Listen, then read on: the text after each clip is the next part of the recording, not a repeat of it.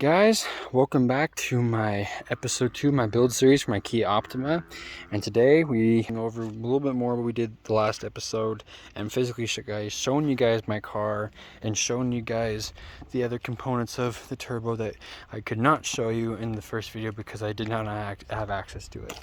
So first things first, let's go ahead and open the car up. Let's pop the hood and let me show you guys what it looks like in the engine bay right now. So in the last video we went over intercoolers and stuff like that, so now I'm going to go ahead and show you guys how the whole system works. So as you can see right now, my actual intake is off, as well as my my intake is off, as well as my filter, because I showed you guys my filter in an earlier video. I will show you guys the actual physical intake in the installation video when we do that. And these hoses right here connect to the intake, so I don't think I'm just like leaving them blank. And then as far as this goes, we're going to talk more about this, which is a blow-off valve. We're going to talk about these tubing. We're going to talk about that, which is the intercooler. And we're going to talk about this empty space. All right, so first things first, this pipe right here, which I have sealed off for the time being while I'm not using it, this is the intercooler pipe. So now I was saying in the last video how the air gets sent into the turbo and then gets compressed by the propeller and then gets sent up that pipe. Well, that pipe then gets sent to a 90 and then gets sent into here. And from here, the air travels down into the intercooler, where it travels across the top, goes down the side, comes down the bottom, and then comes back up into here. And you can kind of see it. There it is right there, connecting to the intake manifold. And then as you can see, just like my exhaust, there's 1, 2, 3, and 4 pipes going in. So it's a 1 to 4 thing. And then as you can see, we got sensors all along this so that the computer can help monitor the air going in and out of the turbo and through the intercooler. So that is how that works. And then we're going to pop this off, this is just a cover. What's really nice about this one is you can just pop it off. You don't really need to unscrew anything. So one of the cool things about so as you can see right here, these are my spark plugs. Okay, this is where this right here is my O2 sensor cable, the connection. And then so these are spark plugs. As you can see, they say turbo on them, so these are special spark plugs. Okay, now my fuel injectors are a little different. My fuel injectors may not even be visible right here. In fact, I might not even know 100% where they are located yet on this car. The fuel injectors, however, should be somewhere nearby. But we will get to fuel injectors in a later video. We're not talking about fuel right now, we're talking about air. But I just wanted to show you guys, when I meant earlier in my last video how we need special spark plugs, this is what I meant. And I don't know, obviously not all of them are going to say turbo, but these are obviously optimized for a turbo, so that's my whole point. Much nicer to do upgrades for aftermarket turbos and stuff on a car that already supports it because of stuff like that. But anyways, obviously some of you guys don't have a turbo car and you want to make a turbo, so might want to keep in mind that you might want to upgrade your spark plugs and your fuel injectors along with the process. So anyways, after I've done that, it enters into the engine like I was explaining in the first video, and then it comes out the back. So as you can see, I covered it with tape because that's where my exhaust manifold mounted, right there where the blue tape is. I just did that to seal off the engine while I have it out. And then from there it goes down the downpipe, which goes down my axle and then connects to down there. As you can kind of see it right there, that is where it will connect back into, and that's the exhaust that leads to the rear of my car. Now this empty space is where the turbo currently occupied. Now there's a bunch of heat shielding and stuff that is here, but we're going to talk about the different things that exist right here. So right here, these 2 bolts, and this whole thing is a bracket that holds the entire turbo up. You got a coolant slash antifreeze line going to the top of turbo here, which I'm assuming this feeds it, and then you got one down here which extracts it from the bottom. Actually, this might actually be oil. Not antifreeze. And then you can't really see it that well, but right here you can see this right here. This is a hollow tube. This bolt comes out, right? This is another liquid tube. This is for the antifreeze. So you guys may or may not know, turbos require oil to help them run coolly and smoothly and help keep them cool. But some also, and I think it's a newer thing, also have antifreeze that go through them. Now I'm not 100% sure why, but all I do know is my Kia Optima does require it. So when changing it out, I had to drain all my antifreeze out, or at least the part that went to the turbo. So when we put the turbo back in, I'm gonna have to figure out where to fill that antifreeze back up. It may or may not just be the antifreeze I have in my window. I mean, my washer fluid is antifreeze, I think. Or it might be that over there. See, there's a bunch of things I'm gonna have to check on this car now that I have a lot of this stuff out before I put the new back in. So we're gonna learn a lot by doing this. And then right here, as I said earlier, this is the O2 sensor for the downpipe, and then you got all that stuff that connects to the intake, and you got another sensor connector that actually right here, you can see it dangling, that connects to that rod that helps open that valve for the exhaust. So overall, it's pretty simple. Just disconnect all these lines, be ready to catch all that liquid when it falls. Disconnect this. Disconnect obviously all the piping. There's a bunch of elbows you're gonna want to take off.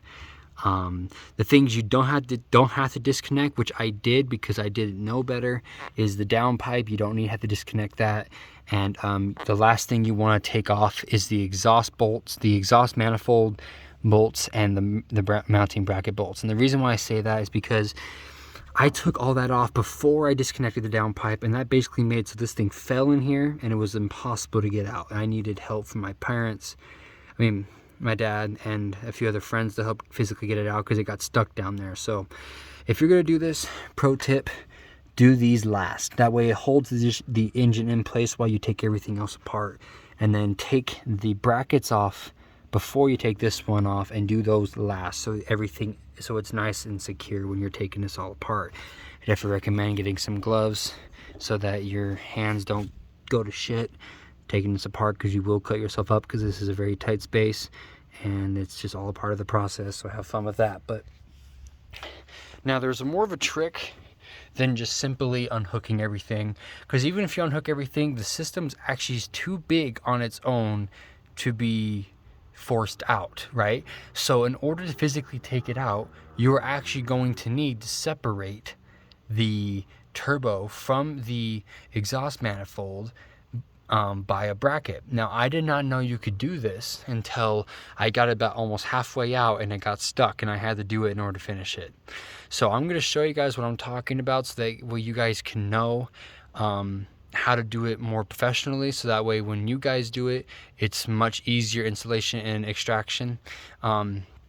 Obviously the physical meat separating the turbo from the exhaust manifold and putting it back together will be the actual installation video itself, but I'll try to explain it the best I can in this video without physically doing it, because I just did it. I'm tired, my back hurts, and I don't really feel like doing it again. So there is a I'll grab it right here, it's just dangling.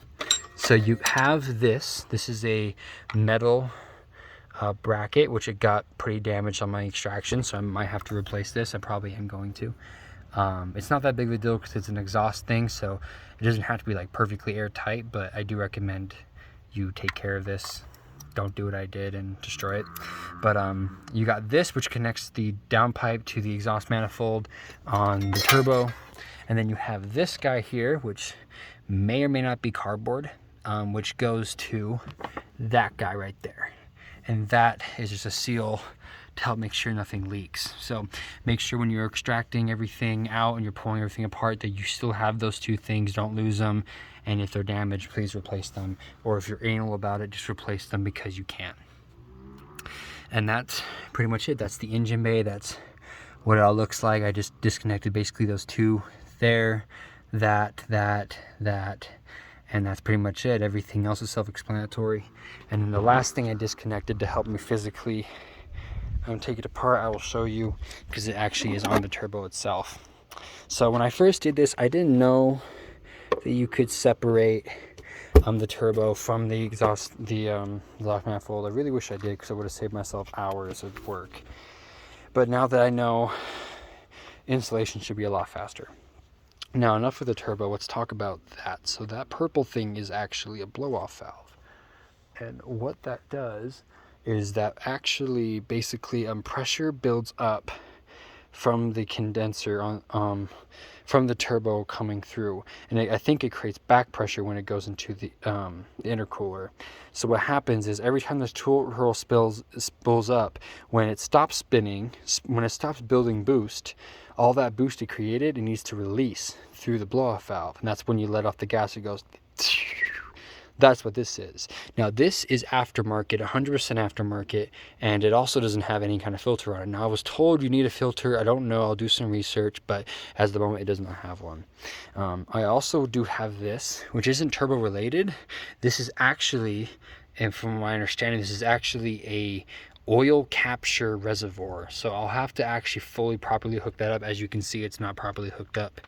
And I will actually have to mess with this a little bit, because I hear this is actually really nice to have if you have a Kia, because Kias have an oil issue. So I'm definitely going to mess around with that also.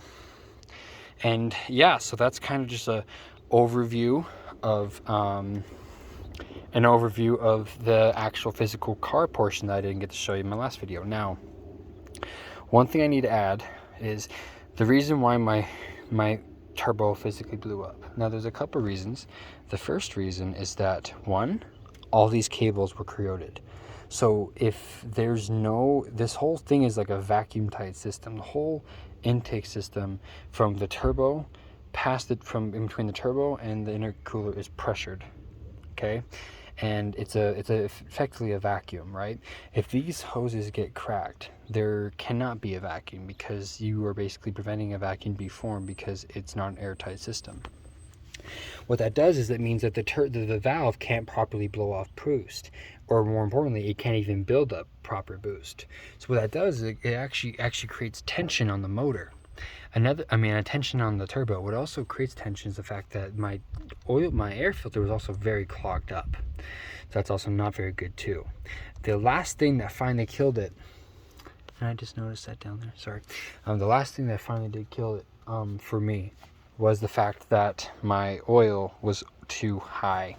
So what ended up killing my motor was basically an overload of pressure, a lack of vacuum for blow off, and not a very clear, not a whole lot of airflow from the K&N air filter, which it should have been getting. All those three things together, combined, and it resulted in it just building up so much pressure in the turbo that it literally shattered into pieces. As you guys clearly can see from the previous video, the exhaust side of the propeller completely blew out, and then the other side is all worn out and is leaking oil. So too much oil, not able to actually blow off, and probably overloaded on boost and pressure, and wasn't getting too much air. So overall, the turbo overworked itself and blew out. Now, will just replacing the turbo fix the problem? That is to be seen. I've noticed a couple things on here, like my belt is currently cracked, which we'll have to replace that. I noticed this isn't properly hooked up, so we're going to have to do that also. And there are various other things in this motor that we're probably going to have to mess around with, maybe even replacing the blow-off valve if it doesn't continue to work after I replace the turbo, to see if that's all there is. May or may not even have to replace the timing solenoids too. This is all just, trial and error. I don't have enough money to do it all at the same time, so we're going to have to kind of do one thing at a time and see if that fixes the problem. Hopefully, cross our fingers, it's just the turbo and we're good to go. But there may have been some after damage, you could say, caused from the turbo that may have affected other parts of the motor. So that may in turn also be making it so we cannot produce the correct amount of boost, or the motor itself isn't going to be running in sync with the turbo like it's supposed to, which could cause further problems. So another thing we're going to be doing is we're going to be checking all the spark plugs, make sure all of them are clean and gap properly. We're going to check all the fuel injectors, make sure everything is nice and clean and working properly also. And then we're just going to also replace the belt, and we're just going to do a little bit of everything, right? We're just going to make sure this car is running good, everything's put together properly, and make sure all the fuses are correct. So that way, when we start this car back up and start driving again, it should be ready to go, and then we'll take it from there. So obviously, other than the turbo installation and making sure, doing some quick diagnostic, making sure everything's working, you'll also learn how to put a belt on by watching me do that, and you will also learn how to properly hook that up. We'll also go through how to change oil on a car. I know I did an oil changing video for my bike, but we'll do a car version also, so that way you guys can have perspectives from both car and dirt bike. I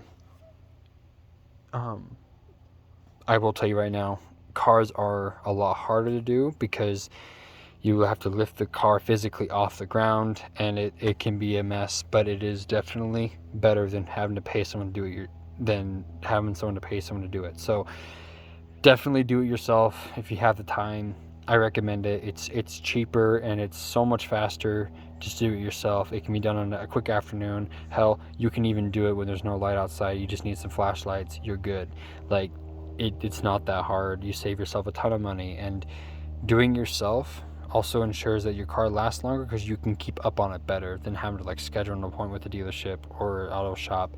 It just isn't worth it. I definitely don't think you should waste your money on oil changes. Now obviously I don't have an oil extractor or any of that fancy shit, but most of the time you don't even need that crap unless you have like a Rolls Royce or a Mercedes Benz. So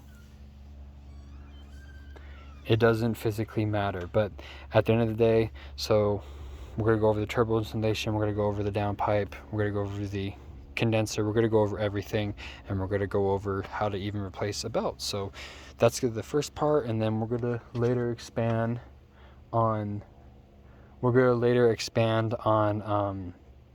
upgrading, just overall just upgrading some of the little things here and there in the motor. We're obviously going to try our best to clean this up. We're going to show you guys how to clean and detail the motor. We're going to go make sure all the wires are uncorroded.